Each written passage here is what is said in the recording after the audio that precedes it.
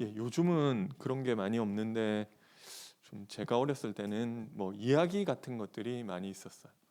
뭐 이게 제가 뭐 이렇게 뭐 학교 다닐 때도 제가 대학교 가서 인터넷이라는 것들을 처음 해봤던 것 같아요.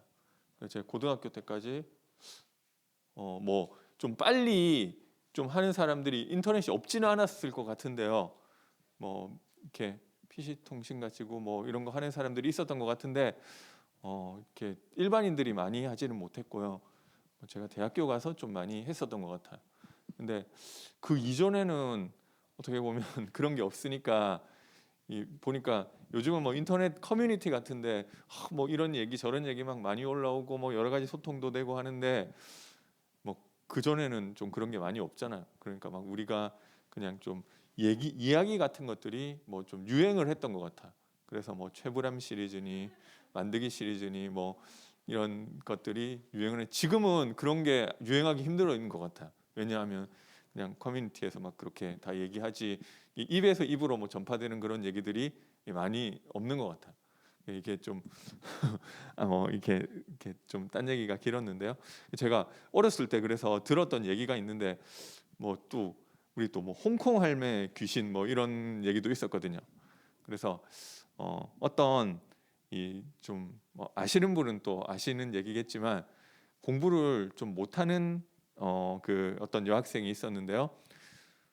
얘가 공부 못하는 게 너무 고민이 되는 거예요. 그래가지고 막 길을 가고 있는데 그 어떤 그 할머니가 얘를 잡더니 그 얘기를 하는 거예요. 너 혹시 공부 잘하고 싶지 않냐고.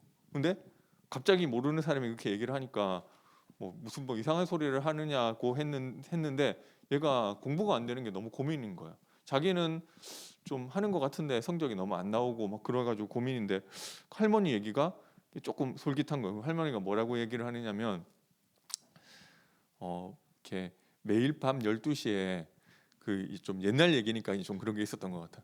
공중 화장실에 고양이를 잡아가지고 그 뭐 목을 매서 이렇게 고양이를 그거를 던지면은 던지라는 거예요. 그래서 뭐 그걸 뭐 한 일주일 정도 하고 그러면은 내가 알려주겠다. 뭐 이렇게 얘기를 했대요. 그래가지고 그거를 진짜 한 일주일 밤 12시마다 이 고양이를 이렇게 그렇게 했단 말이에요. 그래가지고 그 하고 나니까 진짜 할머니가 일주일 지나서 또 찾아왔어요. 그래가지고 아 내가 당신이 시키는 대로 다 했다.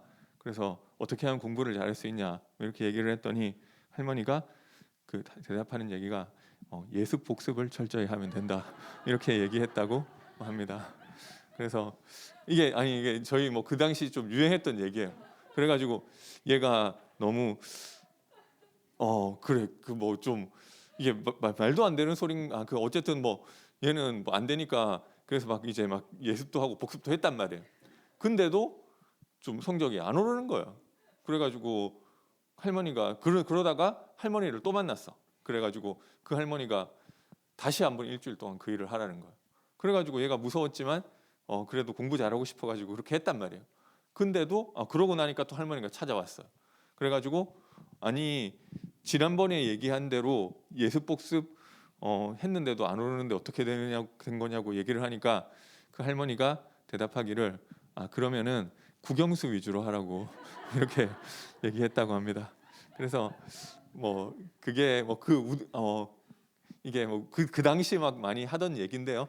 뭐 좀 그때 좀 그런 얘기 하셨던 분들은 좀 알 수도 있는데 근데 어쨌든 뭐 이게 왜 이 얘기를 하느냐면 뭐 아주 특별한 거를 하는 것이 아니라 그 할머니가 뭐 그 얘기밖에 안 해줬잖아요. 그냥 정상적인 걸 하면 되는 거. 제가 과외하니까 좀 그런 게 있더라고요. 제가 그 과외를 했었거든요. 근데 뭐 수학 과외 많이 했겠죠. 그러니까 뭐 뭘 기대하느냐면 저한테 뭔가 이 공부를 잘해, 그러니까 수학을 잘할 수 있는 특별한 비법을 알려달라는 이런 식으로 좀 접근을 하는 거예요. 근데 제가 진짜 해주고 싶은 게 그런 게 없어요. 그런 게 그러니까 학교에서 일반 선생님들이 가르쳐 주지 않는 뭔가 그런 비법을 알려달라는 그 느낌으로 얘기를 하는데 없어요. 그냥 다 알려주는 것을 하는 거예요. 그래서 특별한 뭐 그런 것들을 찾는 게 왜 찾는지 마음은 알겠어요. 그냥 정상적인 걸로 했는데 안 되니까 특별한 거를 찾는 거잖아. 그래도 뭔가 좀 이 특별한 건 없는 것 같아. 그래서 뭐 그 사람 그래가지고 이번 시험에 나올 답 2, 4, 5 뭐 이렇게 다 알려줬다. 그러면은 그 한 번 시험은 잘 볼 수 있단 말이에요. 근데 그게 오히려 더 이게 좀 공부 그러면은 그 사람은 계속 뭔가 그런 것만 찾게 되잖아. 그래서 뭐 특별한 것들이 있는 게 아니고 우리가 이 정상적인 이 상과 정상적인 이 생활 속으로 들어가야 되는데요. 그러면은 정상적인 것이 정상적인 신앙생활이 무엇이냐? 우리가 신앙생활의 정상이라고 가장 이제 이 꼭대기가 아니라 이 노멀한 정상적인 것이라고 했을 때 그게 늘 얘기하지만 다른 것이 아니라 말씀 붙잡는 게 제일 정상인 신앙생활이에요. 그래서 뭔가 특별한 그런 것들이 있는 게 아니고요. 하나님 주시는 말씀 가운데서 인도받는 거. 그래서 어떤 말씀을 붙잡아야 되느냐? 강단에서 주신 말씀 붙잡으면 돼요. 너무 많으니까 몇 가지만 말씀드리면은 올해 우리 교회 신년 메시지가 있죠. 오직 복음, 완전한 복음,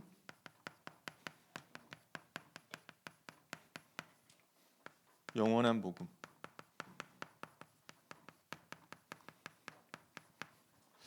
그래서 오직 복음이라는 것은 뭐 여러 가지 의미가 있겠지만 그리스도로 끝내는 것, 결론을 내는 것을 이야기하는 것이고요. 그래서 복음으로 끝내시기 바랍니다. 그러면은 그 복음의 열매가 나오는데 좀 그게 목사님 말씀하신 좀 완전한 복음 아니겠느냐? 다 끝났기 때문에 다 끝난 결과가 나타나는 거죠. 그리고 이것을 지속할 이제 시스템을 두고 기도하시기 바랍니다. 그리고 본부 원단 3강의 말씀 주셨는데요. 나의 24, 교회 24, 현장 24라는 말씀 주셨는데요. 이게 그냥 제가 정리한 거예요. 그래서 나의 24에 여러 가지 얘기가 나왔지만 보좌의 축복을 내 안에 누리는 이것들을 놓고 기도하시고 이 응답에 도전하시기 바랍니다.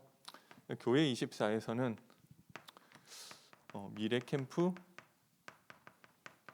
기도 캠프, 달란트 캠프 이 3가지 말씀 주셨고요. 미래 캠프라고 했을 때 선생님께서 이방인의 뜰, 다민족을 위해서 좀 방향 맞추는 거. 기도 캠프는 기도의 뜰, 말 그대로 좀 기도에 방향 맞추고 달란트는 아이들의 뜰, 이제 렘넌트에 방향 맞추는 내용이라고 보시면 되겠습니다. 현장 24에 여러 가지 내용들이 나왔지만 좀 70 현장을 놓고 좀 기도하고 도전하게 되시기 바랍니다. 그래서 이 말씀이 나에게 있고 이 말씀을 기억하고 말씀에 인도받는 것이 가장 정상적인 신앙생활인 줄 믿으시기 바랍니다. 그런데 우리에게 이렇게 하는데 문제가 온단 말이에요. 그래서 나는 예배도 드리고 이것도 하는데 그러면 문제가 안 와야 되는지 않느냐 생각하는데 이게 온단 말이죠. 어떻게 보면 더 많이 오는 것 같다. 그러면 이것을 어떻게 해석할 것이냐가 중요하잖아요. 그래서 하나님이 백성이 땅에서 당하는 환난과 핍박과 고난이 있다고 했고요. 데살로니가 교회가 어떻게 보면 모델적인 교회임에도 불구하고 데살로니가에 이 극심한 핍박이 있었고요. 그런데 성경은 뭐라고 얘기를 하느냐면 이것도 하나님의 이 1장 5절에 보니까 그 핍박이 오는 것 자체가 하나님 나라에 합당한 자로 여김을 받은 것이기 때문에, 받았다는 표기 때문에 오히려 좋은 것이다. 아무나한테, 문제도 아무나한테 어려움 오는 게 아니란 말이에요. 하나님이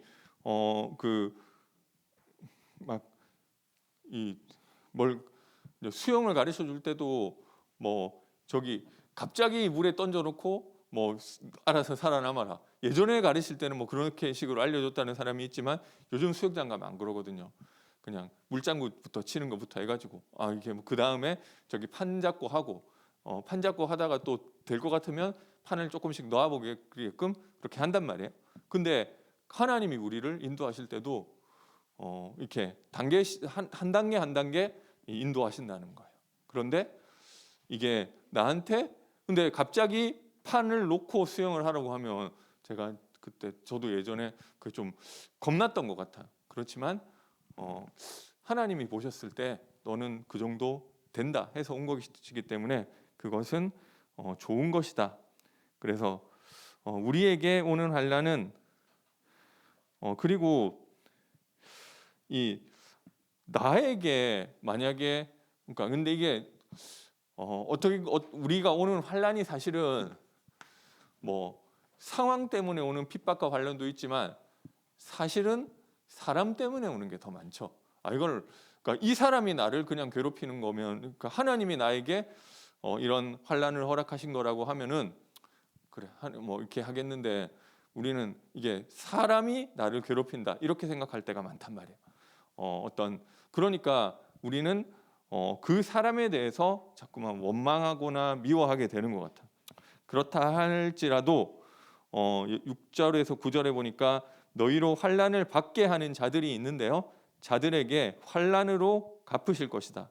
그리고 환난을 받는 너희에게는 우리와 함께 안식으로 갚으시는 것이 하나님의 공의이기 때문에 그래서 하나님이 공의로우시다는 이야기를 하고 있는 거예요.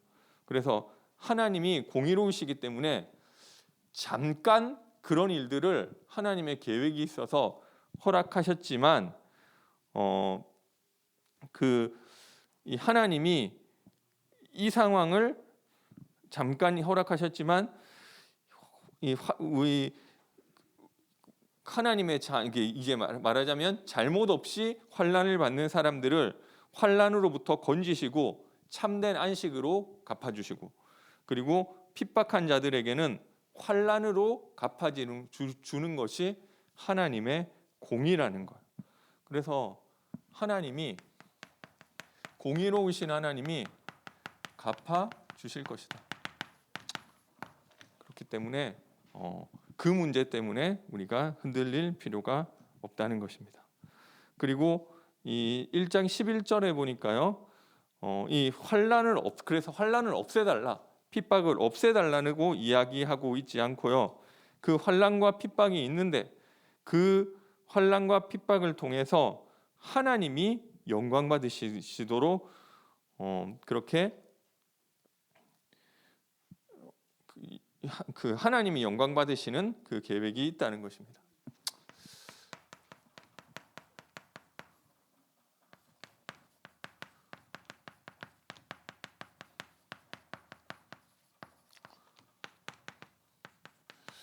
그래서 그렇기 때문에 우리에게 오는 문제가 꼭 문제인데 이게 하나님 주신 것이고, 거기에는 하나님의 좋은 계획이 있고, 하나님은 이 상황을 공의의 하나님께서 갚아주실 것이고, 이 상황을 통해서 하나님이 영광 받으실 것이다.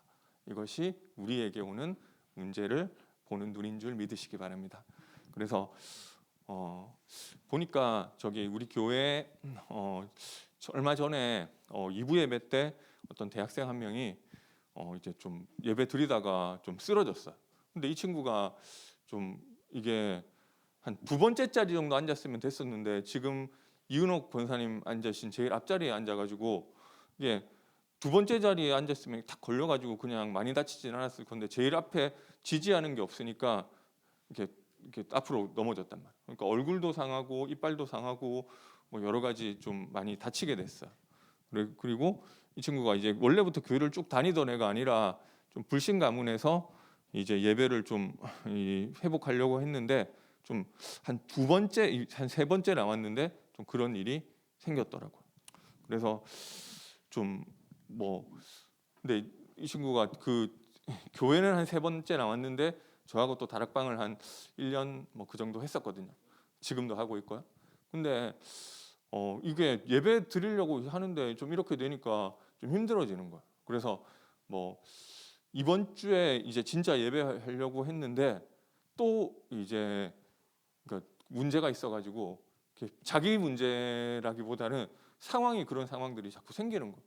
그러니까 좀 이게 좀 쉽지가 않더라고요. 그러면서 어떤 사람은 그것 때문에 낙심해서 문제가 생겼잖아요. 내가 예배 드리려고 하는데 자꾸 어려움 오고 이래가지고 좀 이게 이 교회를 떠나갈 수도 있는 그런 상황인데 이 친구가 그래도 좀 그런 생각은 아닌 것 같더라고요. 그래도 거기에 대해서 좀 나에게 오는 문제에 대해서 뭔가 하나님 이 문제도 제가 그런 식으로 얘기를 했거든요. 하나님의 계획이 좋은 계획이 있다고. 그러니까 뭔가 자기도 모르겠지만 그럴 걸로 좀 생각하고 있다고. 그 좋은 계획이 뭐냐면은 결국 결론부터 얘기하면 내가 복음화돼서 전도자로 만드시는 거야. 그러니까 복음을 머리로 알던 복음이 그러니까 지금도 이번 주일에도 예배 오려고 했는데 그 좀 이게 좀 진짜 제가 봤을 때는 좀 이 마귀 역사인 것 같아요. 이 친구가 상처받은 내용은 그렇게 마음속으로 있는지 모르겠지만 그렇게 많지는 않더라고요. 그런데 어쨌든 좀 어떤 공격받는 부분이 있어서 이번에도 좀 예배를 좀 못 나왔더라고요. 그래서 하나님이 머리로 알던 복음을 어떻게 보면 영적 싸움의 현장에 내몰린 거예요. 그래서 실제 좀 복음을 알 수 있도록 하나님의 좋은 계획이 있고 이 문제를 통해서 하나님이 영광 받으시는 거, 이게 하나님의 계획인 줄 믿으시기 바랍니다. 똑같아요. 우리 삶 가운데도 내가 예배 드리려고 하고 내가 하나님 바라보고 내가 전도자의 삶을 살고 내가 전도에 방향 맞추는데 아니 그러면은 내가 우리 가정 문제도 내가 이렇게 하니까 하나님이 좀 해주시겠지, 그런 것도 있어요. 하나님 책임져 주시는 게 있는데 딱 그렇게 되는 거, 다 그렇게 되는 거 아니잖아요. 그럼 뭐 그렇게 치면은 내가 예배 드렸더니 우리 집에 뭐 이렇게 막 예배 한 번 드릴 때마다 우리 집 문제가 하나씩 탁탁탁 해결되면은 뭐 그러면은 누구나 다 예배 드리겠죠. 딱 가시적으로 되면. 그러니까 어떤 거는 그런 것도 있는데 하나님이 또 그렇게 안 하시는 것도 있어요. 근데 어찌 됐건 이게 바로 딱 보이면 내가 저기 자판기 이건 눌렀더니 사이다가 나왔다, 이런 식으로 딱 보이면은 누구나 다 이 사이다 마시고 싶은 사람은 예배 드릴 거 아니에요. 근데 그렇지 않아요. 그런데 왜냐하면 이거 해도 더 안 좋아지는 것 같고, 근데 그렇게 치면 믿음이 뭐가 필요하고 뭐 다 그럴 필요가 없잖아요. 근데 하나님은 내 문제도 좋은 것이고 공의의 하나님이 갚아주실 것이고 이 문제를 통해서 하나님 영광 받으실 것이다. 이게 나중에 가보니까 맞는 경우가 더 많은 거예요. 그래서 이것이 이 핍박받는 데살로니가 교회에 그 바울이 다시 편지를 써서 다시 한번 전달하고 싶었던 그 극심한 핍박, 그래서 그 내용이고요. 그리고 또 이 재림에 대한 내용을 이야기하고 있는데요. 이 바울이 3주 메시지를 했는데 이 재림에 대해서 되게 세게 얘기했나 봐요.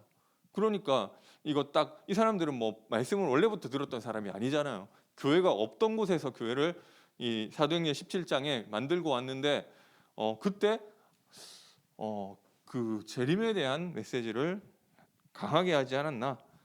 그런데 이 사람들이 이 나타난 결과가 데살로니가 전서 때도 이야기했지만 이 땅에서의 핍박을 두려워하지 않는 거예요. 이 소망을 하늘에 두고. 그러니까 그런 부분은 좋은 부분이고, 그리고 그런데 또 한편으로는 이거를 좀 막 이상한 삶 가운데 이상한 삶을 살기도 하고 그러는 거예요. 그러면서 막 또 나타나는 것들이 그러니까 예수님 곧 오시는데 공부는 뭐 할 필요가 뭐 있고 일은 왜 해야 되느냐 뭐 이런 것도 있고요. 그리고 또 어떤 얘기가 있냐 이게 예수님 이미 재림하셨어. 재림은 이미 지나갔어. 그러면은 좀 이상하잖아. 그럼 남겨진 나는 어떻게 되는 거지? 그래서 이 재림에 대한 이 내용을 이야기하는데요. 여기 2장에 보니까요. 주의 2장 2절에 보니까 주의 날이 이르렀다고 해서 쉽게 마음이 흔들리거나 두려워하지 말아야 하는 것이라. 여기서 주의 날이라는 것은 예수님이 재림하시는 그 재림의 날 이미 이르렀다. 그래서 2장 3절에 보니까 누가 어떻게 하여도 너희가 미혹되지 말라. 이거는 예수님이 이미 재림하셨어. 너네는 재림 때 선택 못 받은 사람들 뭐 이런 얘기잖아요. 근데 이 사람들이 진짜 재림이 마음에 담기니까 혹시 이미 지나갔으면 어떡하지? 예수님의 곧 임박한 이 재림에 대한 메시지를 받고 나서 보니까 그 걱정이 되는 거예요. 그래서 예수님이 아직 재림하시지 않았는데 왜 그러냐? 2장 3절에 보니까 먼저 배교하는 일이 있을 것이다. 물론 지금도 배교가 없냐? 이 복음에서 돌아서는 일들은 계속 있는데 뭔가 너무 이 극심한 핍박 때문에 대규모의 배교가 말세에 일어날 거라는 거예요. 그리고 저 불법의 사람 곧 멸망의 아들이 나타나기 전에는 그날이 이르지 아니할 것이다. 이 멸망의 사람, 멸망의 아들, 불법의 사람이 나타나는 그 일이 있다는 거예요. 그래서 이 멸망의 사람, 불법의 아들이 누구냐는 거에 대해서는 되게 견해가 많아요.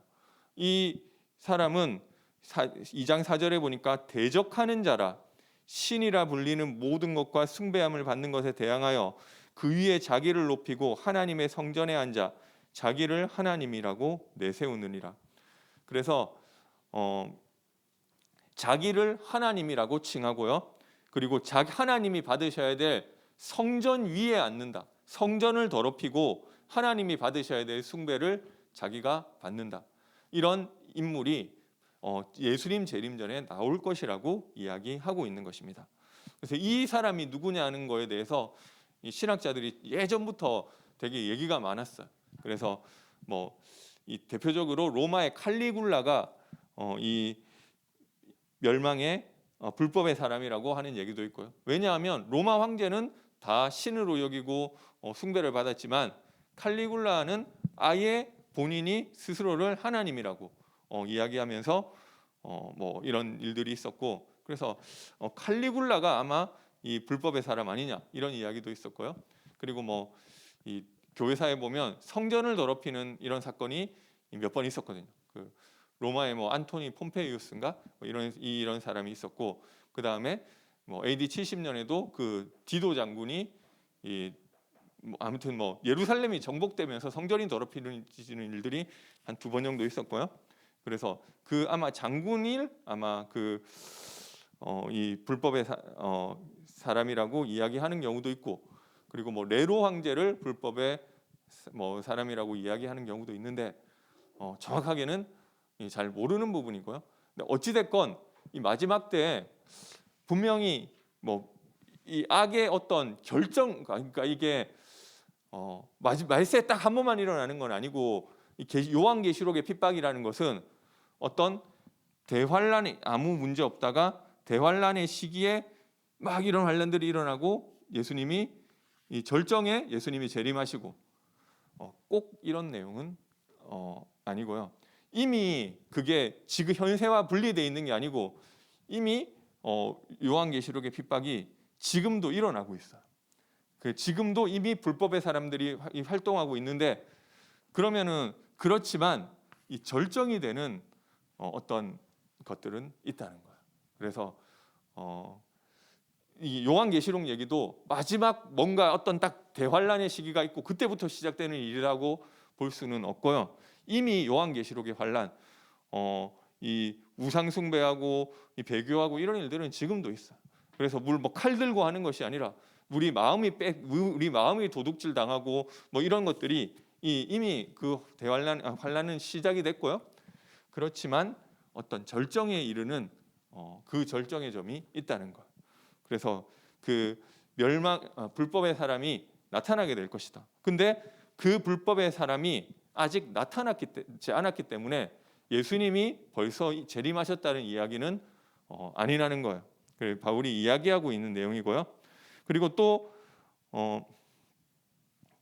이 6절에 보니까 6절 7절에 보니까 너희는 지금 그로 하여금 불법의 사람 얘기죠.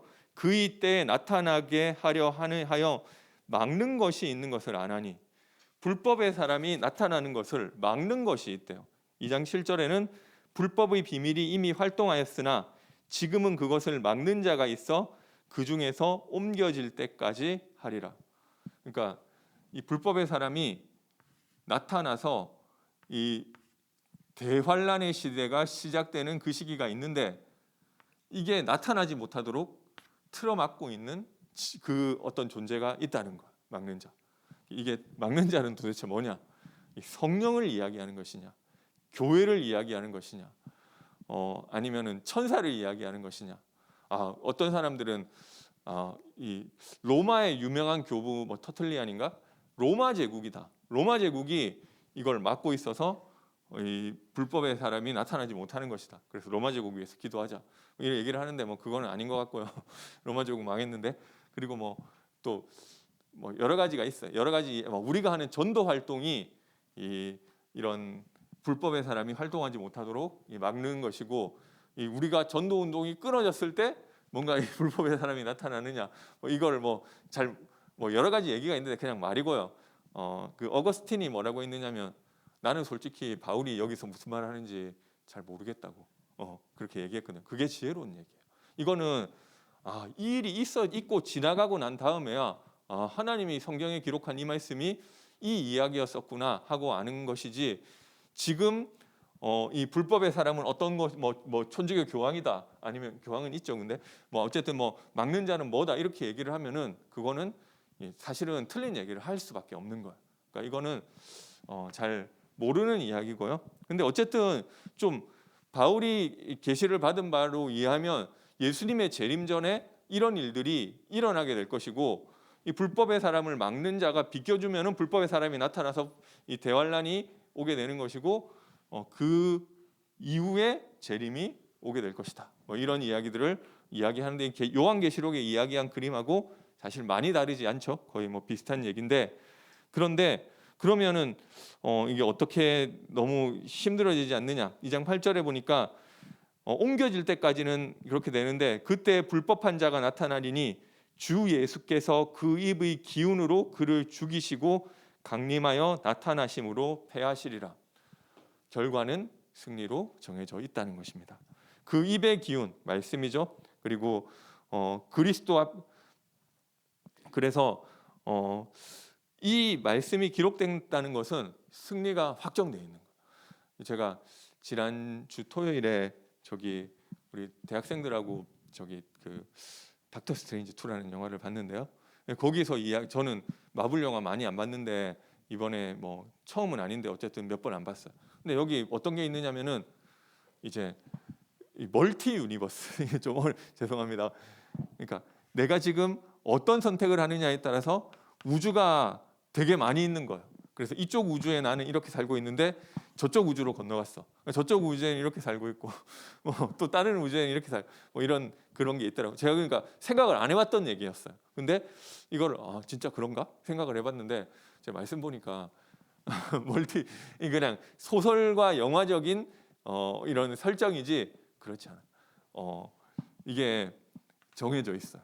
그런데 마귀가 선택할 수 있는 이쪽 우주에서는 복음이 승리하는 설정 이런 게 아니고, 마귀 입장에서 이 선택할 수 있는 것들이 없어요. 하나님의 말씀이 물론 그러면 우리의 자유가 없고 내가 선택하는 거에 따라서 이런 게 없느냐, 그런 건 아니에요. 그런데 큰 틀이 결정되어 있다는 거예요. 그래서 내가 여기 점심을 짜장면을 먹냐 짬뽕을 먹냐, 근데 짬뽕을 먹었을 미래와 짜장면을 먹었을 미래가 조금 다를 수 있겠죠. 그러니까 짜장면 먹었을 때 괜찮았는데 짬뽕 먹으면 속이 쓰려가지고 내가 병원을 가고 그 병원을 간 것 때문에 또 그 다음에 무슨 일이 일어나고 이렇게 여러 가지 일이 있을 수 있지만, 그게 없다는 게 아니에요. 우리가 선택도 못하고 그걸 다 만들어놨다는 게 아니라 그 모든 것을 아울러서 하나님의 방향대로 하나님은 인도하시는데요. 그 결과가 마지막에 그때 불법한 자가 나타나니 2장 8절에 있는 대로 주 예수께서 그 입의 기운으로 그를 죽이시고 강림하여 나타나심으로 패하시리라. 그래서 여러 가지 일이 있지만 이 모든 것이 하나님의 절대 주권 아래서 진행되는 일이고 그 복음이 승리하는 것으로 이 결말이 예정돼 있기 때문에 재림이 뭐 어쩌고 예수님 이미 왔고 뭐 그때 되면은 뭐 너무 힘들고 그런 말에 흔들리지 마라. 그래서 그 날과 그 시기가 언제다 그것은 언제인지 알 필요 없고요. 종말에 대한 제대로 종말에 대해서 우리가 이게 두려운 재림이 아니라 그 하나님이 그리스도를 통해 예수님이 재림하면은 옛날 어렸을 때 그렇게 생각. 예수님이 재림하면은 우리가 심판을 받는데 내가 태어나서부터 죽을 때까지 말하자면 동영상 잘못했던 거 쭉 틀어주고 그러면은 내가 너무 힘들잖아. 근데 그게 아니라 하나님이 그게 성경에서 이야기하는 것은 그리스도로 내 죄를 아예 덮었대요. 아예 없는 거예요. 그래서 이 두려운 근데 왜 우리가 재림에 대해서 두려워하느냐면은 뭔가 마지막 심판의 날이 오면은 내가 이제 이 심판을 받아야 되니까 두려운데요. 근데 하나님이 그리스도를 통해서 은혜 베풀어 주신다는 거예요. 그날에. 그래서 이 구원이 완성되는 날이다. 그 재림은 두려운 것이 아니고 나를 보니까 예수님 나 지금 아직은 좀 막 저기 딴 사람 괴롭히기도 하고 아직은 저기 거짓말도 하고 지금은 예수님 오시면 안 될 것 같아요. 근데 그게 아니고 그거를 덮어주시고 내 부족한 것들이 완성되는 것이 재림이다. 그리고 그 재림에 대해서도 우리가 날짜가 언젠지가 예수님도 모른다고 했고 그 누가 얘기하면 다 거짓말이에요. 그래서 그걸 알 필요가 없고 종말에 대해서 제대로 인식하게 되면은 그것이 우리에게 유익한 것들이 있는데 하나님의 나라가 온다 이것은 거기에 우리가 그 하나님 나라에 합당한 자로 여기 합당한 이 삶을 살도록 우리를 격려하는 내용인 줄 믿으시기 바랍니다. 그래서 우리가 회복해야 될 이 정상적인 삶이 있는데요. 정상적인 삶이 뭐냐고 했을 때 늘 이것도 뭐 되게 특별한 게 아니죠. 늘 이야기하는 이 전도자의 삶이라고 이야기하잖아요. 그래서 2장 15절에 보니까 우리 편지로 가르침을 받은 전통을 지키라. 3장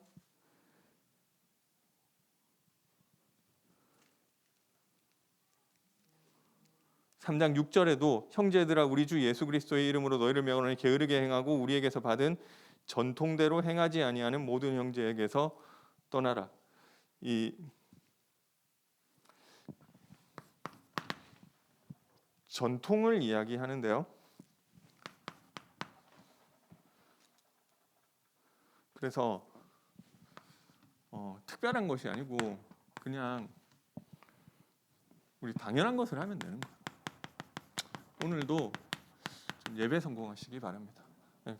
예배 때 뭐 여기 이번 주일 말씀은 안 적었는데 그리고 주일 강단 붙잡으시면 돼요. 그래서 거기에 하나님이 나에게 주는 말씀을 받으면 되는 거죠.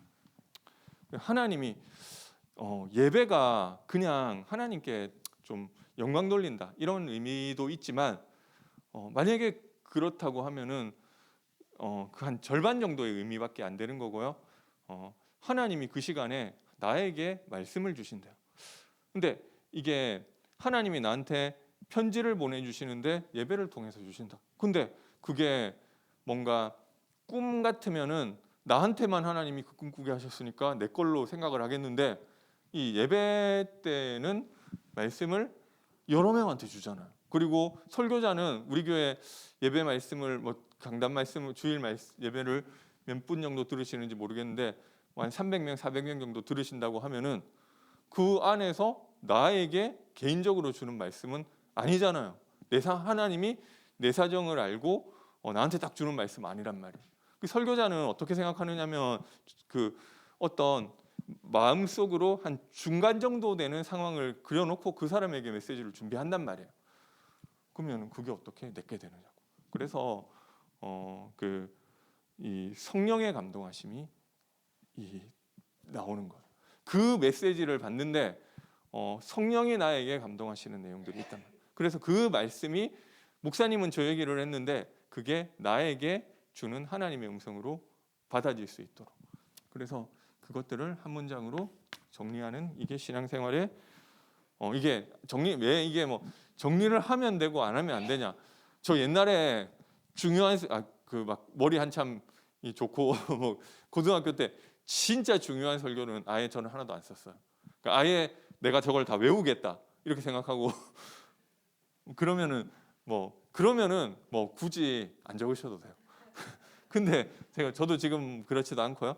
이거를 또 그리고 월요일 되면 뭐 했는지 다 까먹어요. 그러니까 이걸 적어놓고 계속 보시는 거예요. 그래서 그 말씀을 가지고 좀 묵상하는 것이 제일 정상적인 삶이에요. 아침과 밤에 오늘 스케줄이 있는데 이 말씀이 나의 스케줄과 무슨 상관이 있지? 그리고 오늘 있었던 그 일 통해서 하나님이 왜 이 말씀을 주시고 나한테 이 사건을 일으키셨지? 라는 것들을 정리하고 잠에 드시는 거예요. 그래서 이게 정상적인 삶이고요. 그리고 우리의 삶이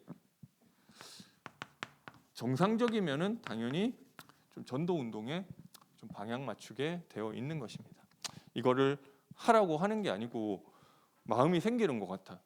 이거를 막 누가 자꾸 이게 신앙생활도 간신히 하고 있는데 자꾸 막 전도하라고 얘기하면 얼마나 부담스럽겠어. 근데 그게 아닌 거 있잖아. 저도 그렇고 조금 은혜 받으니까 이상하게 누가 하라고 안 시키기 이전에 어떻게든 복음 전하고 싶은데 내가 못해서 그렇지 그 마음 하나님 주시는 것 같아. 이게 좀 정상적인 그 산 가운데로 들어가게 되시기 바랍니다. 근데 그것만 안 하면 나는 전도 나 이 부담스러운 전도 안 해야지. 그게 좀 비정상이잖아. 하나님 말씀 없이 살아가는 게 비정상. 말씀 가지고 예배 드리고 사는 게 제일 정상적인 인생. 하나님 말씀 가지고 사는 것이 정상적인 인생. 나는 전도 대상자 한 명도 없음. 그리고 뭐 이게 좀 어떻게 보면 이게 비정상이고 전도를 못하는 거는 뭐 시간표잖아요. 근데 내 마음은 거기 당기는 게 정상인 것 같아. 내가 뭐 문은 여기 복음서에 봐도 예수님 제자들도 뭐 전도 말 잘 못했잖아요. 이 사도행전 이 마가다락방 2장 1절에 그 일이 있기 전까지는. 그러니까 안 되는 거는 시간표. 그런데 내 마음은 거기 있어야 되고, 그러니까 거기에 전도 대상자로도 있어야 될 거예요. 하나님 나 이 사람은 이거 근데 생기더라니까. 저도 막 어렸을 때부터 신앙생활했지만 막 초등학교 때도 막 이런 거 기도했던 것 같아요. 물론 뭐 교회에서 하라고 해서 한 것도 있지만 하라고 해서는 기도를 감시하지는 않잖아요. 근데 제가 이거 기도했다는 것은 좀 이런 것들이 좀 당겼던 것 같아요. 뭐 일단 우리 엄마 아빠 이 예수 믿게 해달라고 하고 막 친구들 몇 명 그냥 제가 기도했던 것 같아요. 이걸 누가 시켜서 하는 게 아니라 좀 정상적인 삶을 살다 보면 신앙생활 하다 보면은 좀 이런 것들이 다 연결되는 것 같습니다. 예, 결론 말씀드리겠습니다. 우리가 좀 특별한 것을 아는 게 아니라 뭐 정상이 오히려 더 드물고 정상이 더 어려운 것 같아. 그래서 이 정상을 회복하는 좀 은혜가 있게 되시기 바랍니다. 그래서 이번에 우리 전도 캠프 위해서 기도해 주시고요. 예비 캠프는 한번 했고요. 이번 다음 주 월요일에 두 번째 예비 캠프로 모이고 그 다음 주간에 본 캠프로 인도받겠습니다. 5월 23일 월요일이 오전 10시에 예비 캠프 있고요.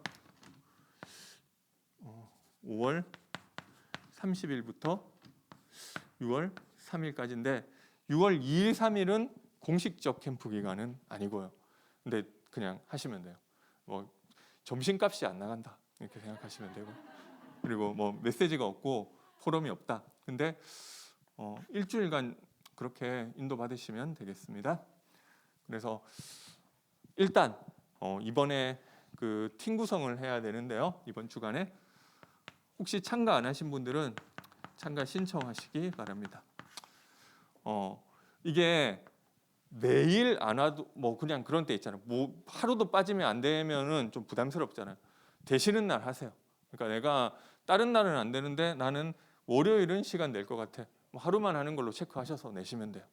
그래서 그리고 나는 뭐 직장인이고 이렇게 뭐 학교 다니고 해서 참가가 안 되면은 근데 나는 좀 이번에 내 현장에서 나 혼자라도 캠프하고 싶어. 그러면은 또 개인 참가하시면은 그분에 맞는 또 미션을 또 같이 좀 소통하면 될 것 같아요.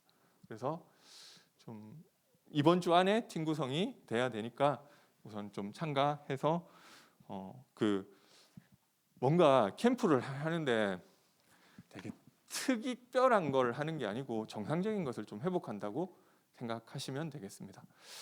캠프 막 제가 메시지를 듣다 보니까 이런 얘기 있더라고요. 캠프 해가지고 부흥한 교회 한 교회도 없대요.